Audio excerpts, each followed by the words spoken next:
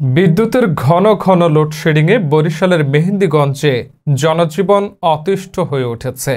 মেহেন্দিগঞ্জ উপজেলা প্রতিনিধি মশিউর রহমান সুমনের তথ্যচিত্রে থাকছে বিস্তারিত।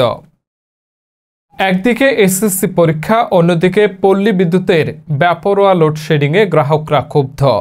কেউ কেউ ক্ষুব্ধ হয়ে ফেসবুকে দিচ্ছেন স্ট্যাটাস। পরীক্ষার্থীদের পড়াশোনায় ঘটছে বিঘ্ন, ব্যবসায়ীরা পারছেন না তাদের কাজ করতে। একটু বৃষ্টি হলেই চলে যায় বিদ্যুৎ। তবে পিডিবি ও পাওয়ার গ্রিড পিএলসি লিমিটেডের তথ্য বলছে, চাহিদা মতো উৎপাদন করতে না পারায় গত নভেম্বরের মাঝামাঝি পর্যন্ত লোডশেডিং অব্যাহত ছিল। গত 3 মাসে বিদ্যুতের চাহিদা দিনে 10,000 মেগাওয়াটের নিচে ছিল। ইতিমধ্যেই এটি 11,000 মেগাওয়াট ছাড়িয়েছে। আগামী মাস থেকে এটি আরও বাড়তে শুরু করবে। গতকাল শুক্রবারও ঘন্টায় সর্বোচ্চ 100 মেগাওয়াটের মতো লোডশেডিং করা হয়েছে।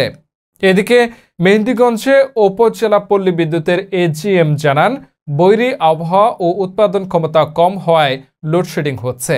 আমরা গ্রাহকদের কথা চিন্তা করে দ্রুত সমস্যা সমাধানের চেষ্টা করছি।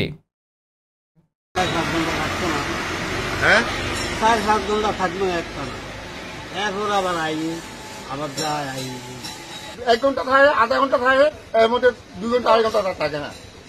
বাজারও গ্রামও বেশি অত্যাচার। বিদ্যুৎ থাকে না, কিন্তু বিল অনেক অনেক বেশি আসে।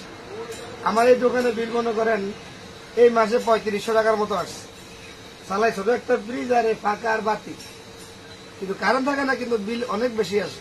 গত মাসে বিদ্যুৎ দেওয়ার শেষ তারিখ ছিল 22 তারিখ, কিন্তু আজকে দেখি আবার 27 তারিখ। 22 তারিখের পরে দিলে